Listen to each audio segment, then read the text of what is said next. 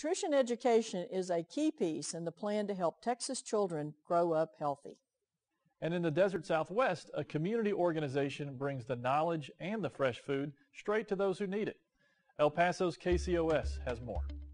In El Paso, a unique approach to health has begun. La Mujer Obrera, a food access and nutrition education organization, is promoting healthy habits through their new mercado. So the Mercado is a community-run marketplace. We're located in the Chamizal neighborhood of El Paso, which is one of the most impoverished in the nation, according to the Federal Reserve Bank of Dallas. Most supermarkets don't see this neighborhood as a profitable neighborhood.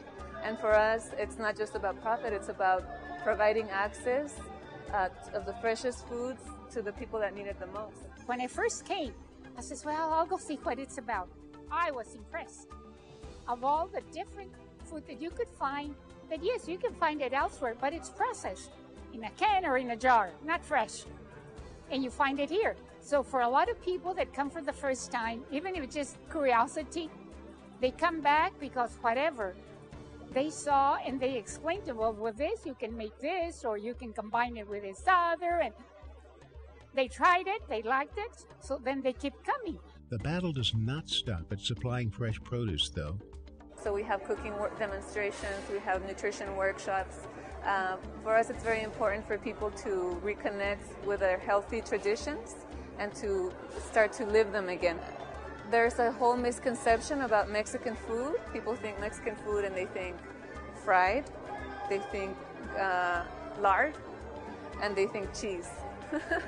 And in fact, those three things were not originally part of Mexican food. No? Before the conquest, there was no lard, there was no dairy, and they didn't fry anything. They did use oils like chia oil, but they used them cold.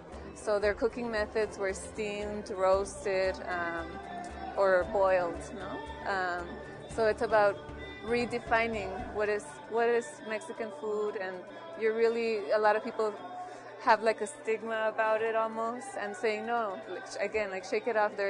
There's a good core at it. Let's get back to that. Let's relearn. This whole pre-Hispanic concept, it's something that's for many of us that are Mexican Americans, something that you're not really used to. And so you get to experience that here. You get to learn how to make it, to incorporate, especially now that you could get fresh produce. And so that's just great. I think it's a great idea. It helps, it helps battle a lot of obesity, which is hitting our community a lot, especially young kids.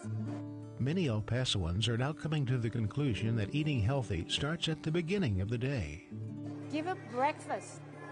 Don't just send them off with a small glass of milk or juice and a toast. No, something a little more solid, because they're going to start the day. They need all that energy. There's a lot of food that can be given to them, but how healthy is it? When they're little, they have to start forming their stomach. When a baby is born, its stomach is very small. This is the size of a newborn stomach on day 1. Okay, and this is day 3, and this is day 10.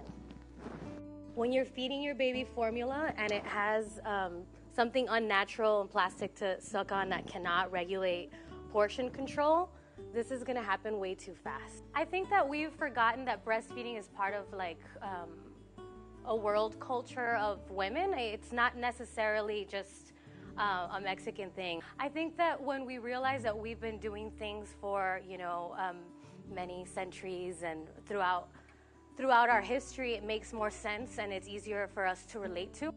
This realization teaches El Pasoans that their pasts can guide them to healthy futures. There's something very special about including history, culture, stories into nutrition education, because when I tell people, chia is very high in omega-3 fatty acids, maybe, 10% will know what that means and be very excited. But if I tell them chia was also made illegal, chia was part of the warrior diet because it was good for the mind and it's a complete protein and it means it gave people a lot of strength, people tend to perk up more and really listen, and especially youth. When you tell them things like that, then one kid was like, well, now I'm going to eat amaranth. Now I'm going to eat chia, because there's something about why was it taken? I want it back, you know, and there's something about telling that as a story, including tradition, including history. It makes it very compelling. It makes it part of our story. So now if they start to eat it and they tell their friends, they're going to tell the story. They're not going to tell them it's got 20% protein. So that's how we change things, I think, through those stories and those traditions.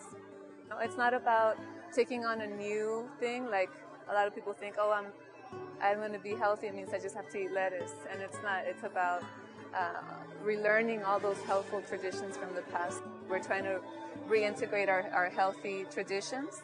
My grandfather sacrificed a lot to move to this country so that I could have a better life.